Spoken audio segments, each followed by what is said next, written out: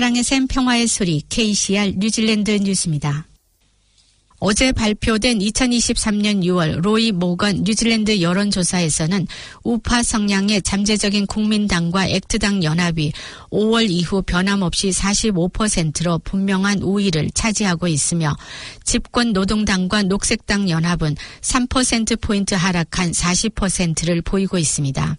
그러나 우익 성향의 국민당과 액트당의 명확한 리드에도 불구하고 차기 국회에서 과반수 의석을 확보하려면 여전히 2석이 부족합니다.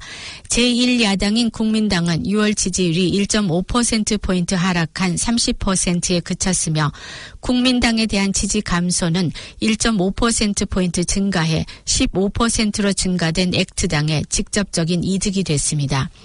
집권 노동당에 대한 지지율은 0.5%포인트 하락한 30.5%였으며 녹색당에 대한 지지율은 2.5%포인트 하락한 9.5%로 2022년 8월 이후 거의 1년 동안의 가장 낮은 지지율을 기록했습니다.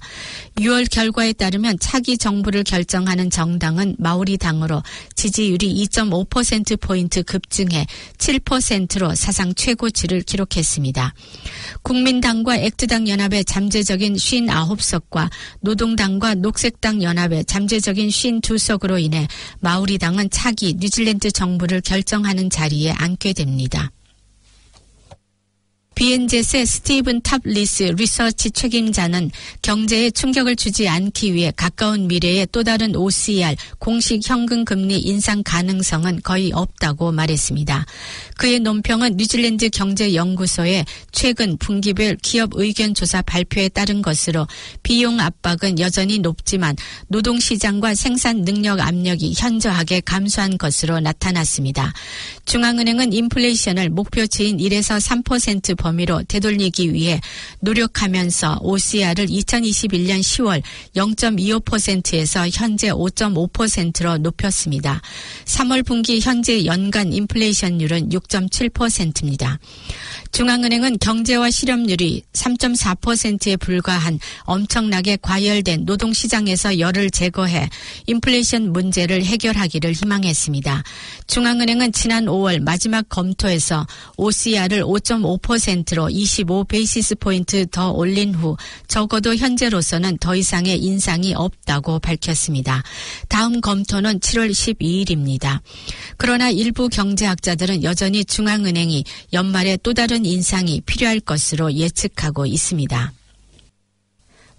모기지 연체율은 최대 1.3%로 2020년 3월 이후 최고 수준에 이르렀으며 연체된 계좌는 약 19,500개에 달합니다. 주택시장이 침체되면서 신규 모기지 대출도 전년 대비 27% 감소했습니다. 코비드 기간 동안 구입한 일부 주택 소유자는 이제 대출을 재조정해야 하며 이는 이전에 비해 상대적으로 높은 이자율을 의미합니다. 더 높은 금리는 일부 사람들을 불안하게 만들고 있습니다. 데이터 기업 센트릭스에 따르면 최근 데이터는 더 많은 사람들이 모기지 상환에 어려움을 겪고 있음을 확인시켜 줍니다. 또한 연체율도 상승하고 있으며 연체되는 모기지 대출 비율은 11.5%입니다. 한편 ASB는 12개월 고정금리를 7.25%로 인상했습니다. 은행은 2년 동안 고정금리를 유지한다고 말했습니다. 개인 대출도 큰 걱정거리입니다. 센트릭스 전무이사는 이는 은행 계좌에 필요한 것과 실제로 가지고 있는 것 사이에 차이를 메우기 위해 단기 대출을 찾는 사람들일 가능성이 높다고 말했습니다. 높은 이자율은 인플레이션을 통제하는 데 도움이 되지만 많은 뉴질랜드인들에게는 어려움을 초래하고 있습니다. 뉴질랜드 경제연구소의 최근 분기별 기업 의견 조사에서 기업 신뢰도가 소폭 개선됐습니다. 그러나 걱정거리가 여전히 많습니다. 그리고 대다수의 기업들은 앞으로 몇 달 동안 수요가 줄어들 것으로 예상하고 있습니다. 설문조사에 따르면 기업의 순 59%가 비즈니스 상황이 악화될 것으로 예상하고 있으며 이는 이전의 63%에서 감소한 것입니다. 이번 조사는 2월 분기를 대상으로 나온 수치입니다. 있습니다. 재계의 우려가 약간 완화되면서 생산 능력 압박도 눈에 띄게 완화됐습니다. 그리고 순 10%의 기업이 비숙련 노동력을 찾는 데 어려움을 겪고 있다고 보고했으며 이는 이전 분기의 37%와 비교됩니다. 소매 부문은 지출을 제약하는 가계 예산 압박으로 인해 가장 비관적이었습니다. 아시아 태평양 도서 국가 출신 여성들이 뉴질랜드 백인 남성들과 비교할 때 봉급 격차가 가장 큰 것으로 조사됐습니다. 태평양 봉급 격차 해소 운동이라는 단체가 조사한 자료에 따르면 지난 2021년을 기준으로 할 때 아시아 여성들은 백인 남성들보다 연봉이 평균 21,326달러 적은 것으로 나타났습니다. 태평양 도서 국가 출신 여성들은 이보다 더 격차가 커서 백인 남성들보다 연봉이 24,671달러 적은 것으로 조사됐습니다.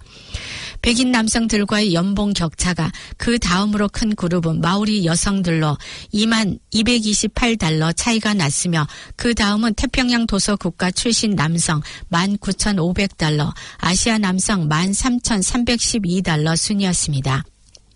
오늘의 환율 정보입니다. 뉴질랜드 달러와 대비 원화의 기준 환율은 803원 88전, 한국에서 보낼 때 811원 91전, 한국에서 받을 때 795원 85전입니다.